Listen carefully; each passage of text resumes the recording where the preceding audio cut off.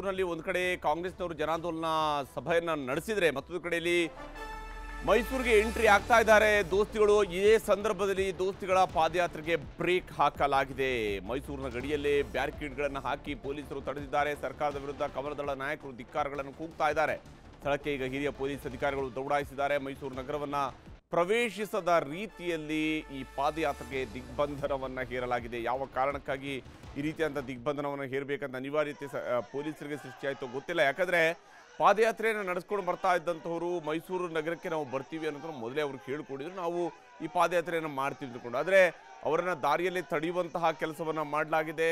ದಾರಿಯಲ್ಲಿ ಅವರನ್ನು ತಡೆಯೋದ್ರ ಮೂಲಕವಾಗಿ ಈ ಹೋರಾಟ ಮುಂದಕ್ಕೆ ಹೋಗದಂತೆ ತಡೆಯುವಂಥ ಕೆಲಸವನ್ನು ಸರ್ಕಾರ ಮಾಡಿದೆ.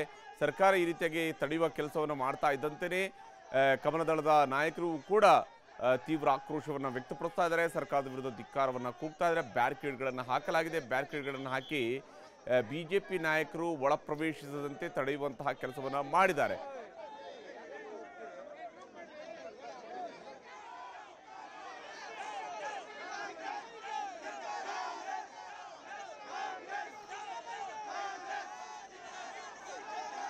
ಮೈಸೂರಿನ ಸಿದ್ಧಲಿಂಗಪುರದಲ್ಲಿ ಈಗಾಗಲೇ ಏನು ಈ ಒಂದು ಪಾದಯಾತ್ರೆಯನ್ನು ತಡೆದಿರುವಂಥದ್ದು. ಹಾಗೆಯೇ ಪೊಲೀಸ್ ಅಧಿಕಾರಿಗಳು ಕೂಡ ವಿಜಯೇಂದ್ರ ಅವರ ಜೊತೆಗೆ ಚರ್ಚೆಯನ್ನು ನಡೆಸ್ತಾ ಇದ್ದಾರೆ.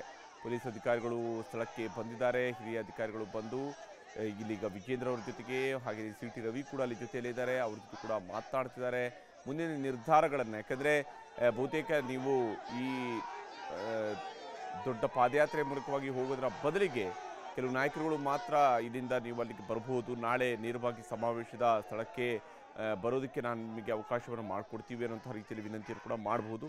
ಆದರೆ ಇಷ್ಟು ದಿವಸ ಪಾದಯಾತ್ರೆ ನಡೆಸ್ಕೊಂಡು ಬಂದಂಥವರು ಸಹಜವಾಗಿಯೇ ಪಾದಯಾತ್ರೆ ಮೂಲಕವಾಗಿಯೇ ಮೈಸೂರು ನಗರವನ್ನು ಪ್ರವೇಶಿಸುವುದಕ್ಕೆ ಬಯಸಿದ್ದಾರೆ. ಆದರೆ ಅವರನ್ನು ತಡೆಯುವಂತಹ ಪ್ರಯತ್ನವನ್ನು ಇದೀಗ ಪೊಲೀಸರು ಮಾಡ್ತಾ ಇದ್ದಾರೆ.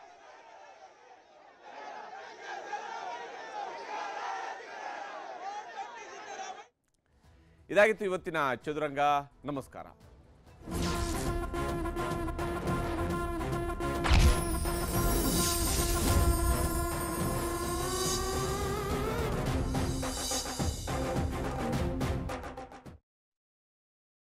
ಕನ್ನಡಿಗರ ನೆಚ್ಚಿನ ನ್ಯೂಸ್ 18 ಕನ್ನಡ ಈಗ ವಾಟ್ಸ್ಆಪ್ನಲ್ಲೂ ಲಭ್ಯ.